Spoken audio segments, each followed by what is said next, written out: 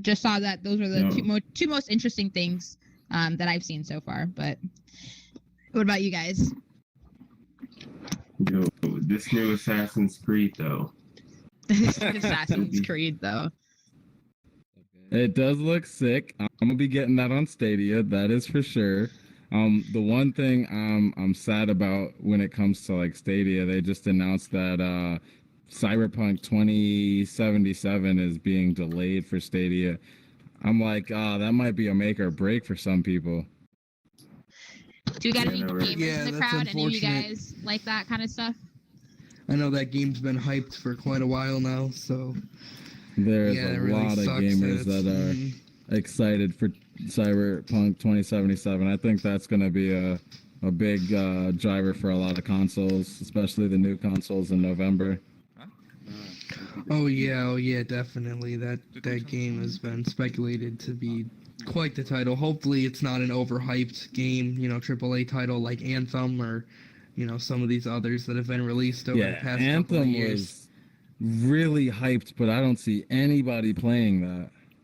Yeah, well, I don't know if you heard, they're doing like a complete remake of the game, and they're gonna like republish it and go through all this extra work for it, but that's a hassle. Anyway, as far as gaming and the blockchain goes, Ubisoft has selected 5 blockchain games for the 5th Entrepreneurs Lab season. So what that is specifically, I don't know, is more or less the article I was reading up on. Haven't heard of that specific project before, but the games that they chose were Splinterlands, Zaya, Soiree, Axie Infinity, and Planetarium. And they will be getting some of Ubisoft's expertise through direct support and advice. I assume they're going to be doing some sort of partnership or collaboration where Ubisoft is, showing them some of the ropes, maybe some of the tech that they've been working on. I think it was back in 2018, there was initial, words of Ubisoft creating their own blockchain game. We haven't really seen or heard anything on that from, on the scenes as of yet. So maybe this is their little way of really introducing themselves into the blockchain gaming world by, adding their support or integration into some pre-existing blockchain games. I don't know. We're going to have to wait and find out, but it is cool to be seeing, some more big news, especially with these high-end blockchain games like Axie Infinity from a AAA game developer studio like Ubisoft. So definitely something to look forward to. Any thoughts from any of you guys on that? Yeah, I think that's awesome. I can't wait to see Ubisoft make moves more and make their own blockchain game rather than just advising other blockchain games. I know they were working on Hashcraft, if I'm not mistaken. Yeah, I don't know if it was that one specifically, but I do remember hearing at least a year ago that they had some sort of alpha out for their own blockchain game, and then it just kind of went silent after that. So hopefully we'll be seeing something on them soon. I know, especially with all this Assassin's Creed and whatnot going on, Ubisoft is still making some major waves, and I'd really like to see what they can do in this space. Or even implementing blockchain in some of their games like Assassin's Creed. Could you imagine the new Assassin's Creed having some type of blockchain use case in the game, whether it be NFTs or, multiple different functions that they can implement in the game? I'm sure they can come up with some new functions that nobody's ever thought of that could be run on a blockchain. So I'm really curious to see what they develop. It looked like Ubisoft is one of the top names in the blockchain gaming space that is a mainstream gaming platform and company, but also diving deep into the blockchain space, which makes me really excited. In terms of VR, I don't know if you guys know, but Iron Man VR is coming out on July 3rd. I'm really excited about that. I'll be getting that for the PlayStation VR, as well as today, another company called First Contact Entertainment. They dropped the first trailer in a while to their new game called Solaris, which is coming out on the Quest and the Rift, as well as PSVR, which will allow you to run around on up to 8 people. I think it's 4-on-4 teams, 8-player multiplayer going against each other. It really reminds me of Hyperdash, Annalise, but I would say it's way better. Like Hyper Dash is kind of like, you know, an indie game, whereas First Contact Entertainment is like, I would say not a triple A, we'll call it a double A game. And just to be clear, this is a first-person shooter for VR that you are talking about, correct? 'Cause I remember seeing Yes, a trailer that you posted earlier. multiplayer 4-person shooter. Yeah, it was really first-person neat shooter. when I was watching it. I saw some like kind of hot points or hot spots where there was like holographic guns that you would run over and then you would be able to like get that gun that showed up there. So a cool way to be able to go and, you know, find the SMG or the shotgun or, you know, whatever different types and really analyze the maps and form strategies of what weapons you want to get and where you need to go and who's going to be around there. So I heard that was coming out, I think sometime in July or August, in the middle of the month. I don't know, sometime very soon. End for of both Quest and August. Rift. I'm Yes. not certain what the price is going to be on it. I would believe that it's probably going to be $30. Yeah, $20 or $30 would make sense. That's generally around the price range of most of the higher end games that come out on VR, especially on the Quest. But, you know, for a first person, you know, FPS multiplayer in VR, there's so few of those right now that I think a lot of people would be willing to pay out for that. I know, you know, there's Boneworks and Half-Life and a lot of these really high-end AAA titles, but those are all for PC. And yeah, so be really, really cool to see something of that One of the level. things that I like to ask people and try to, you know, get the range and understand is like a lot of people got into VR specifically because of Half-Life Alyx. What are some other games that people are either, you know, that got in because of Half-Life Alyx? What are they transitioning to? I heard a couple that jumped into Boneworks. Has anybody heard of any other games that some of those, you know, real high-end gamers jump into VR for the first time? They get Half-Life, and then what? Well, if you're really going for that high end, I think the, you know, top of the charts right now are still Stormlands, Asgard's Wrath, Beat Saber, obviously. Maybe some Walking Dead, Saints and Sinners. But beyond that, you know, I think at that point it's just trying to find some of those more AAA title VR games that we're still kind of waiting on to really dive into. Those are pretty much the gist of it as far as I'm aware for any really, you know, really high-end VR titles that have come out in the past handful of years. I don't know if you guys know any other major ones. I can't really think of any that's not, you know, a port like Skyrim or Fallout or something, or No Man's Sky. Yeah, you're right. That's new. Those are really the only ones that I could think of. Mainly, a lot of them are ports from older games. I'm really excited to see better, newer games come out in the VR space that'll grab a lot of people's attention and get more high-end gamers to jump into VR. I think we're almost there, though. Yeah, the technology is coming quite far. I know I've been hearing speculations of a new, you know, Quest 2.0 headset coming soon, and I'm definitely looking forward to, you know, once that finally hits. I know the headsets have been having hard enough time staying in stock as it is, so very interesting how they're gonna. I do manage think that Pavlov VR is getting some of this, you know, Half-Life Alyx traffic yes. a little bit. So There's That very makes few sense, high-end shooters in. I know there's like Standout, the battle royale that came out a handful of weeks ago, but that's got like mixed reviews. But yeah, very very limited amounts of like built for VR shooters that have been released as of yet, and it's honestly quite a shame. I know we've been getting a handful of really good racers out, Mini Motor Racing X and whatnot, over the past couple of weeks, so that's a nice little refreshing taste. I know I picked up a racing wheel for VR a couple months ago or so ago. Oh, racing wheel? Find, The game is called Racing Wheel. no, like an actual, you know, like racing wheel instead of the controllers. Oh, You know, snap. You steering, can paddles. enter PC.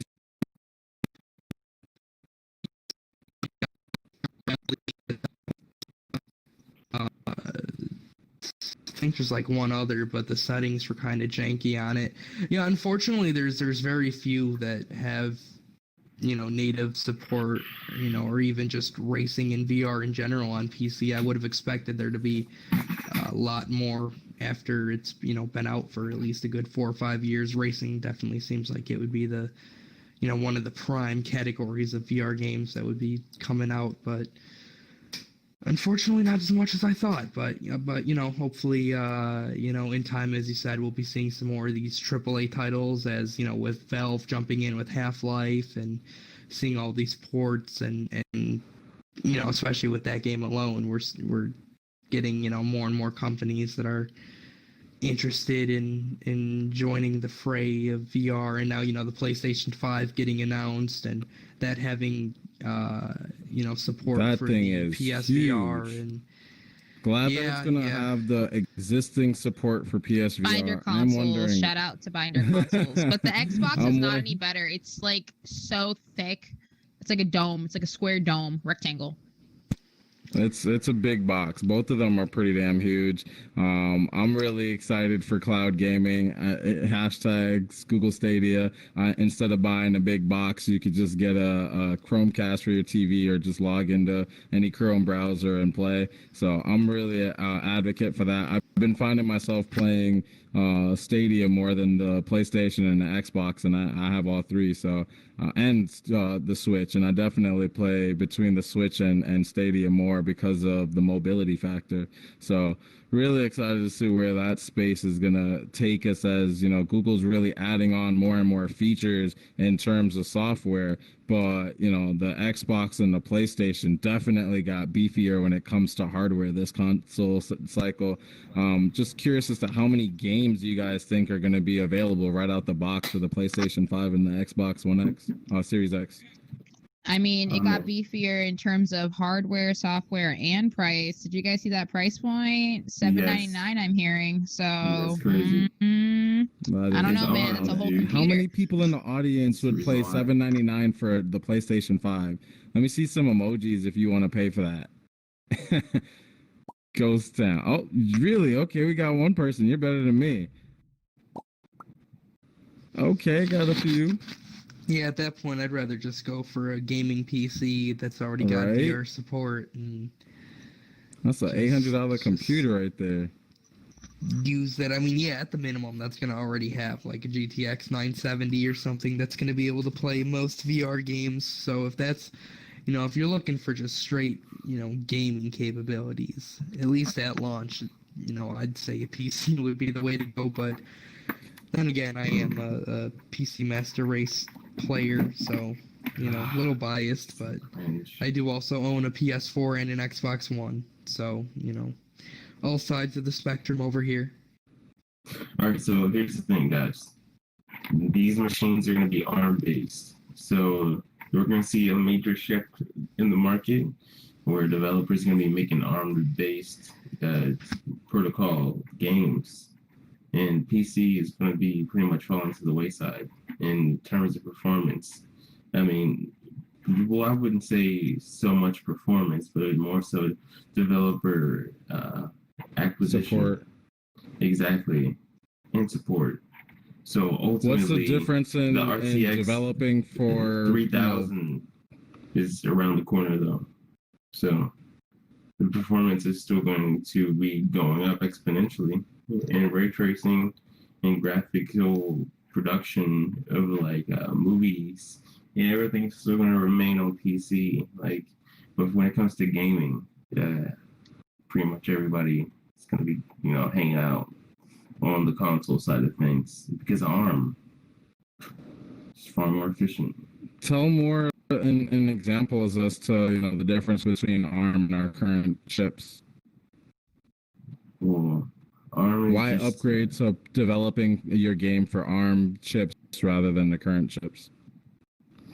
Honestly, ARM is all about better frameworks, working within a faster architecture for these sorts of workflows.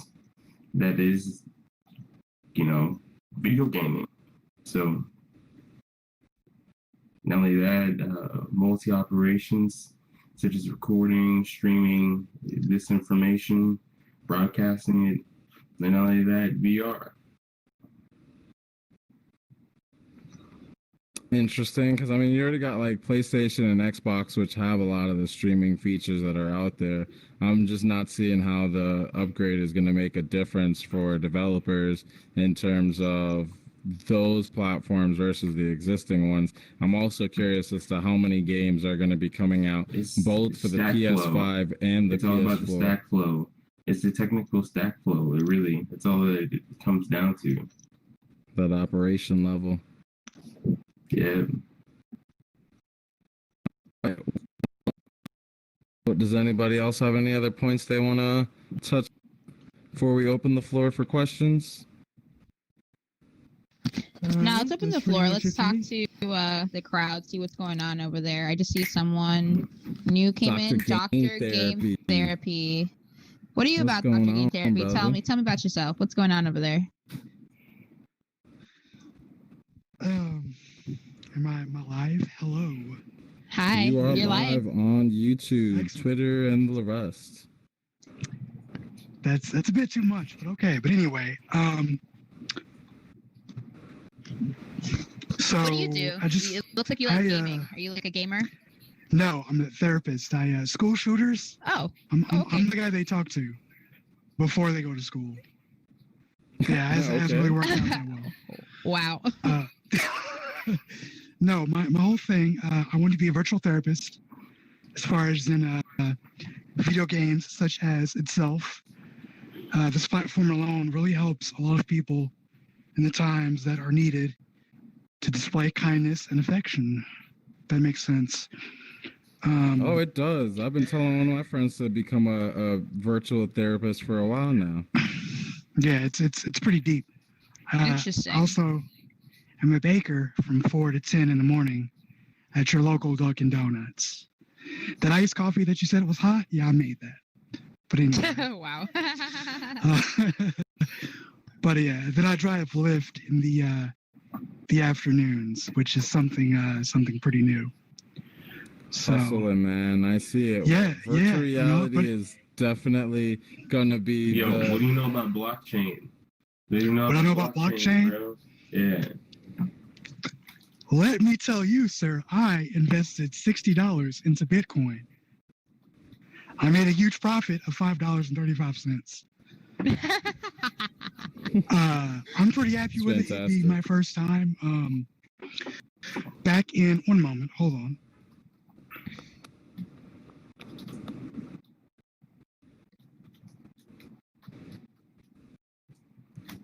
For those that can't see, looks like he's doing something off camera. Come in here. It's a party. Come on. Hey. Oh my Looks like he has God. a party at his house. Awesome. What about you guys? Miguel, you talk? Brian? This guy. I'm sorry, what It's now? getting really ridiculous. Oh, well, there's another Brian in here. Yeah. Makes But- sense. I see, Brian, that you've been playing Hey, a other bunch of Brian. games on a regular on your YouTube channel. Yeah, mostly some VR, a little bit of Decentraland. Well, I was thinking we need to schedule that so that way we can have that up on the big screen in here. I do VR game nights and story game Wednesdays. So like tomorrow I'll have a video game up on in the adjacent room, and people can be able to watch us play video games on the big screen. Dude, that sounds awesome. The robot Yeah, that definitely sounds cool. Extensive amount of Bitcoin knowledge. What's Bitcoin? Yeah, what is it exactly? Oh, let's Patrick, pull that's on all some you. Bitcoin. Yeah, Bitcoin is a decentralized currency that exists on the internet Hold on. due to proof of work consensus algorithms. I What's want up? you to give it to me good. No lube. I want the good stuff. Okay. Okay, I pretty much just explained what it was, but I'll say That's it? It's that simple? Yeah. It's that pretty simple. much. Yeah. Okay, Hash so- keys pretty much being money, and your keys, your coin. That's pretty much it. I like to relate it this way to you go to the internet for information if you want to learn something, right? YouTube, correct. With blockchain, if you want to know the value of something, you could put it on the blockchain. It's a way for you to be able to exchange goods with people virtually, and measure value. So if the easiest way that people are able to think of that is through money. So that's why a lot of people think of Bitcoin as internet money. But it's not only that. What we really care about is the underlying technology underneath it, the blockchain. Just like you said, YouTube is where you can go. YouTube is that application, but there's the internet, which is what YouTube is running on. Bitcoin is just an application. The blockchain is what Bitcoin is running on. With the blockchain, you could be able to have transactions that are open for anybody that has access to that blockchain to be able to view it. There are blocks that are aggregated, filled with transactions, and they're chained together to other blocks filled with transactions. Transactions could be money-based, or transactions could be token-based, connected to a non-fungible token. So I like to relate it a lot to like video games like Fortnite. If you're playing Fortnite, a lot of people are using things called V-Bucks, where you can buy, skins or parachutes, stuff like that, the assets for your characters in the game. With with blockchain, you could be able to connect those assets to your wallet and be able to exchange both on the game and off the game. Imagine being able to buy that is it. Imagine being able to buy something in the game and then be able to take it with you off that game to, let's say, another game and be able to play. So you can make like one avatar and have it across multiple different games rather than needing to build the avatar every single time. There's many different things you can do with this technology. It's like asking someone to summarize what the internet is. All right, yeah, no, it makes sense. So the Bitcoin is just the branding image of the blockchain that does the hard work. You can say that, yes. The Bitcoin is an application on the blockchain. That's another easy way to say it. All right, so they've been marketing Bitcoin as this thing when it's the blockchain a lot of people don't know about or understand. Correct. Which does the work that puts out this fucking brand or Bitcoin. Well, because Bitcoin itself in one brand is a really important brand, considering it's a decentralized currency. Yeah. Let me ask you, how many U.S. dollars are there, and how many U.S. dollars will there ever be? Not a lot, dude. Gold's running out. Well, the United States dollar is no longer tied to gold thanks to Nixon in 1971. So that whole gold thing doesn't connect anymore. It's United States dollar can be created as many as they want. There is no finite amount of U.S. dollars, whereas there will only ever be 21 million Bitcoin. Damn. Yeah, Bitcoin's going to be the world reserve currency. Yeah. I absolutely believe that's coming one day, and it's probably in the process now. Because Bitcoin's been in the works since what, like 03? 08. 08? Yeah. Is the time I found out about Bitcoin. Yeah, All right, speaking I'm of gonna which, go ahead JP and Morgan. end the stream on that point. these Thanks for different- coming, you guys. Yeah. Yeah, this is great. I learned so much. Thank you.